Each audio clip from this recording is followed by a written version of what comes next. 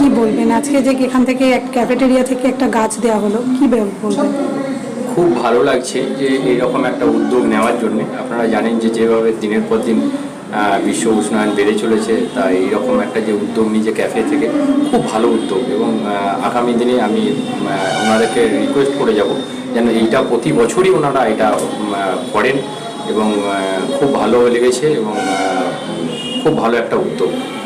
আগেও তো অনেক ক্যাফেটেরিয়া বা রেস্টুরেন্টে গেছেন, এই ধরনের কি উদ্যোগ বা এরকম কাজ দেওয়ার কি কিছু দেখেছেন? না না না, এই প্রথম দেখলাম যে দাদা এই গোল টেবিল যে এরা প্রথম এই উদ্যোগ নিয়েছে। খুব ভালো উদ্যোগ, খুব মহৎ উদ্যোগ। এনাদেরকে এই গাছ দেওয়া বা এই ব্যাপারে এই যে সমাজ সচেতনতার যে একটা অন্যান্য নজির গড়লেন, আর কি প্রস্তাব দিতে চান? না, এনাদেরকে প্রস্তাব দেবো যে আগামী দিনে যদি আরও বড় ধরনের গাছ দেওয়া যায়, ফুলের সঙ্গে সঙ্গে আরও বড় কিছু গাছ, যেগুলো বৃক্ষ গাছ, সেই গাছ যদি আগামী দিনে দেওয়া যায়, এই প্রস্তাব রাখবো ওনাদের কাছে।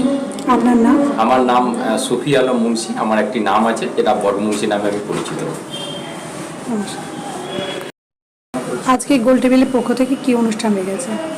আজকে বন মহোৎসব উপলক্ষে এই গোটা সপ্তাহটা ধরে বন মহোৎসব চলছে। তো আমরা এই আজকে 7 তারিখে আমরা 100 জনকে গাছ দেওয়ার একটা ভাবনা চিন্তা রেখেছি বা দিয়ে যাচ্ছি। সকাল থেকে এই চলছে।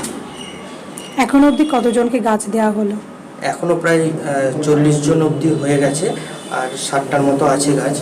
তো এটাও দেওয়া হবে সারাদিন। তো যারা আসছেন তাদেরকে যে গাছ দিলেন, তাদের কীরকম সাড়া পেলেন? হ্যাঁ, খুব ভালো লাগলো।